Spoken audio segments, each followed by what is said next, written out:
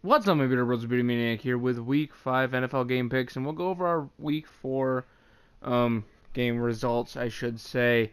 We went not particularly great. We're having a very subpar season. We are currently at 8-7 on Week 4, which kind of matches our Week 2 record, which isn't good. It makes me very, very sad.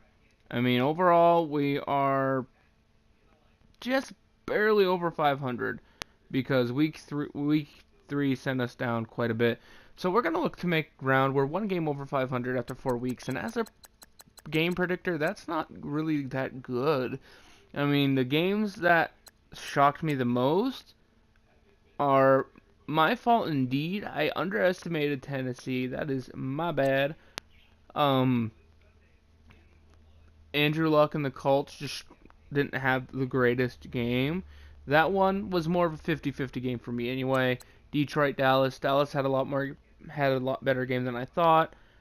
As they said, Detroit's defense was predictable. Ezekiel lit up the scoreboard. Great game for him. I'm impressed. Now, one thing about the Atlanta game, like this one to me was kind of 50-50 because Cincinnati has a great offense with Tyler Boyd, AJ Green, and Giovanni Bernard. But I thought Julio Jones and Calvin Ridley would have a game, and Ridley kind of had a good game. But the injuries to the Falcons defense was a little bit too much to overcome, so that was actually kind of closer. I thought Arizona could win at home, but Seattle actually had a solid game. But losing Earl Thomas does look grim for the future. Oakland coming back in overtime. That was a good game. I'll admit I was wrong there as well. And then yeah, I thought Pittsburgh's offense could have put it together against Baltimore, but I was wrong. They struggled on both sides of the football, and the Ravens were just a more solid team. So out of the games I got wrong, you know, I'll admit it, I got them wrong. But most of them, I would say about 5 or 6 of them were about 50-50 games. So overall, it's not too like maddening for me, but still, I gotta do better than 8-7. I mean, my best week so far is 9-6-1. That's not good enough. So we're gonna change it right now. Oh god, I fucked up. Okay, week 5, we have the Colts at the Patriots. I'm picking the Patriots at home in this one. Julian Edelman is back, and Gronk is expected to play. I do like that in this game. No T.Y. Hilton to me also hurts the Colts a little bit. I think the score, if I had to predict, since it's a primetime game, I'll try to predict the score. I would say 31-21 Patriots. And then we have the Titans and the Bills. I'm not underestimating the Titans anymore. I think they'll come in. I think they'll beat the Bills. The overall defense is really, really good.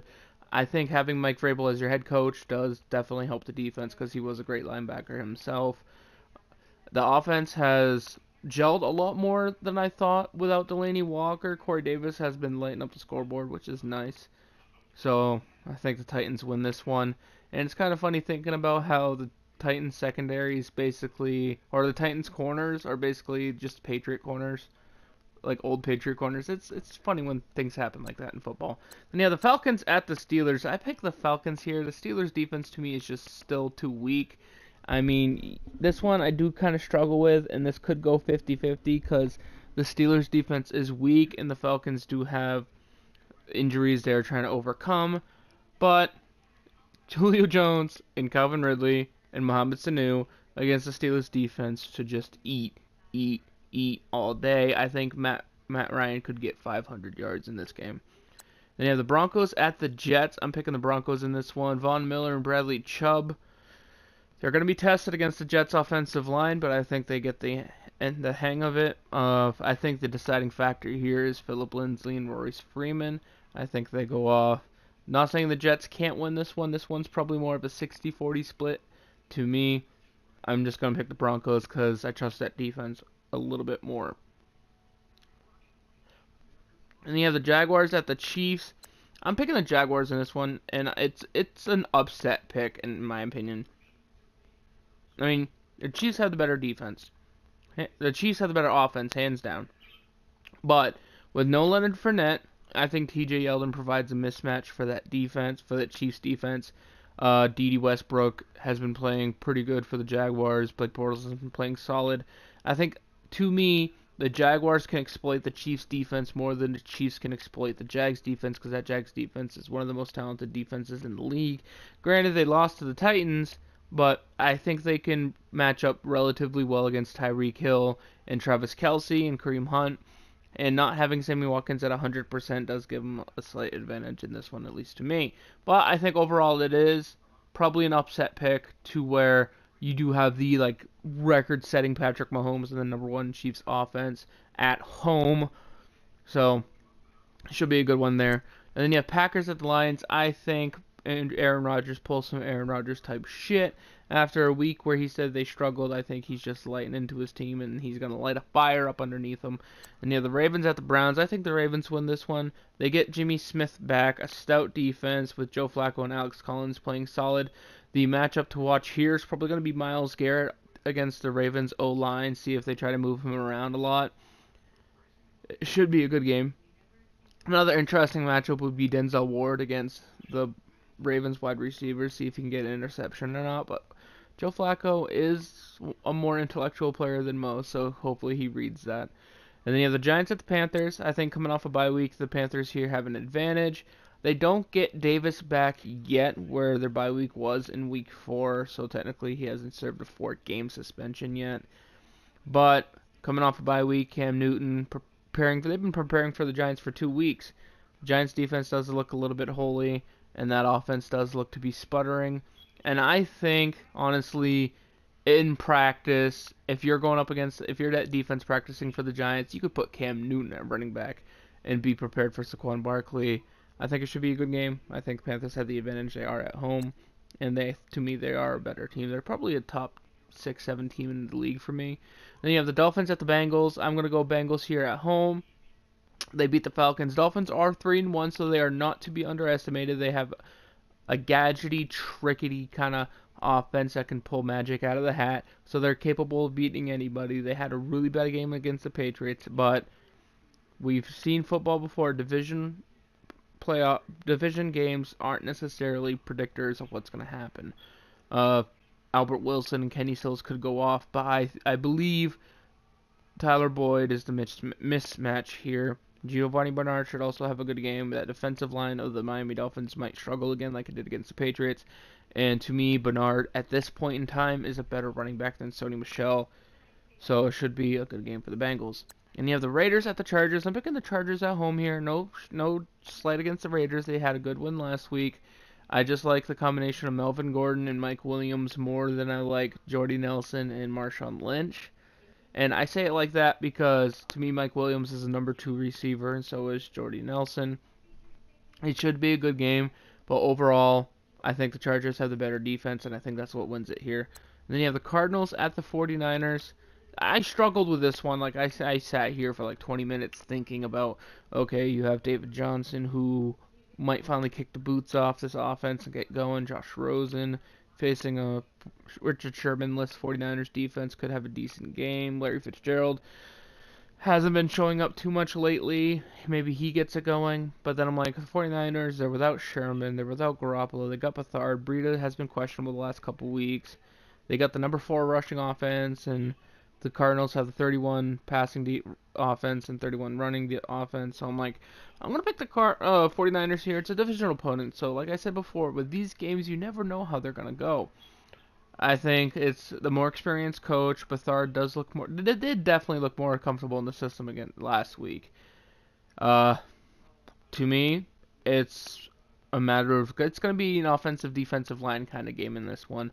Can Chandler Jones and that Cardinals rush provide enough pressure to the 49ers to force mistakes, to force turnovers, and get the win?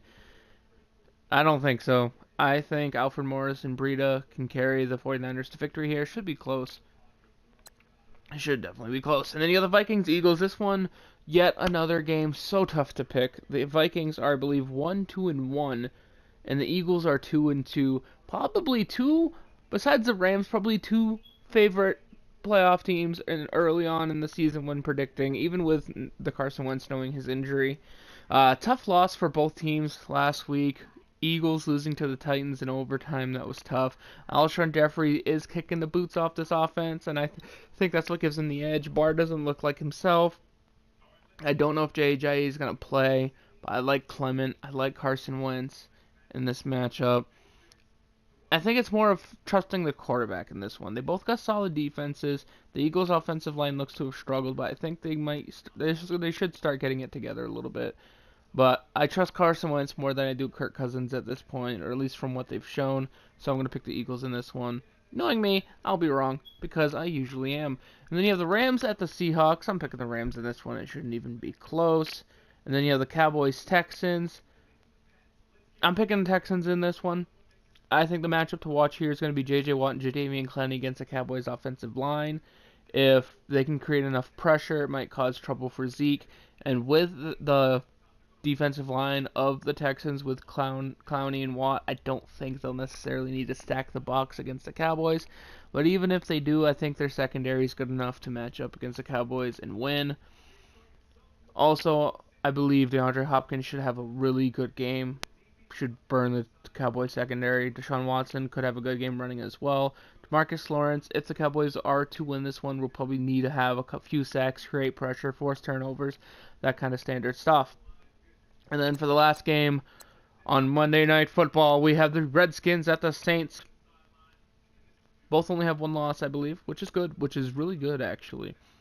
Saints, I believe, have the edge in this one. Overall, the Redskins are like the model of solid football. They have solid offense, solid rush, solid, okay pass. I don't know if it's really solid yet. Solid defense, solid defensive line, secondary linebacker core. The Saints have Alvin Kamara, and they get Mark Ingram back. To me, that is extremely scary. Another benefit for the Saints is not only do you get Ingram back on a 4-game suspension, but you get an extra day to get him really ready for the game. I think that gives the Saints an advantage at home. I think they win this one. It should be I think it should be close. Saints have had some close games, especially like against the Falcons and stuff. I think it will be slightly high scoring, like 34-28 Saints. But we'll see. Now, guys, thank you for watching. Don't forget to leave a like, comment, subscribe if you are new, and I'll see you in the next one. Peace.